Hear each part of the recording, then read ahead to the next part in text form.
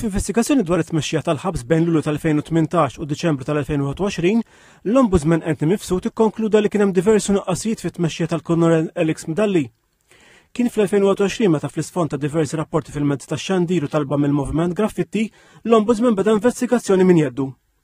Fil-konklużjoni tiegħu huwa identifika problema fit-tmexxija tal-ħabs b'nuqqas ta' chiarezza dwar l-irwol u responsabiltajiet u nuqqas tarfin dwar id-drittijiet tal-priġunieri fost oħrajn. Qal li l-evidenza turi li ċertu priġunieri ġew trattati b'mod degradanti u li kien hemm intimidazzjoni biex tinżamm id-dixxilpina u s-sigurtà bi priġunieri dipendenti fuq is-sustanzi deru l-aktar li tolleraw l-intimidazzjoni. Semma li bost uffiċjali tal-ħabs ma fehmux għal kollox l-irwol tagħhom u l-obbligi legali u f'ċertu każijiet l-aġir tagħhom kien mibni fuq il-mod kif kien jeġixxi d-direttur tal-ħabs. L-Ombudsman qal li ma hemmx dubju li f'dan il-perjodu il-ħabs ħapassi biex jonqos l-abbuż ta' droga, imma saħaq li dan ma jfissirx li għandha tiġi minata id-dinjità umana. Ir-rapport ikkonferma wkoll allegazzjonijiet li l-Kurrinell Dalli kien iġor arma fuqu filwaqt li xhieda li tkellmu mal-Ombudsman ilmentaw minn razziżmu sfrenat.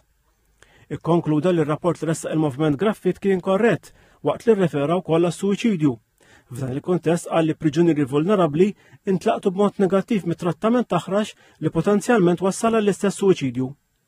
Qal ukoll li qed jagħmel tiegħu r-rakkomandazzjonijiet tal-Uffiċċju tal-Awditur dwar il-ħabs fosthom li jsir taħriġ u assessjar tal-istaff u li aktar priġunieri jiġu mejjuna jsibu xogħol. Saħaq li jaqbel ukoll mar-rakkomandazzjonijiet tal-Bord tal-Inkjesta Grek li ssuġġerixxa li kellha ssir reviżjoni tal-poter li jgawdi d-direttur tal-ħabs. Madankollu rrimarka li kien hemm diversi nuqqasijiet li jafu l-eruq tagħhom qabel dan il-perjodu. Wara l-fehma li l-mezzi tax-xandir għandhom ikollhom aċċess għal postijiet fejn jinżammu maqfula l-priġunieri u d-direttur tal-ħabs għandu jħejjib protokoll dwar dan.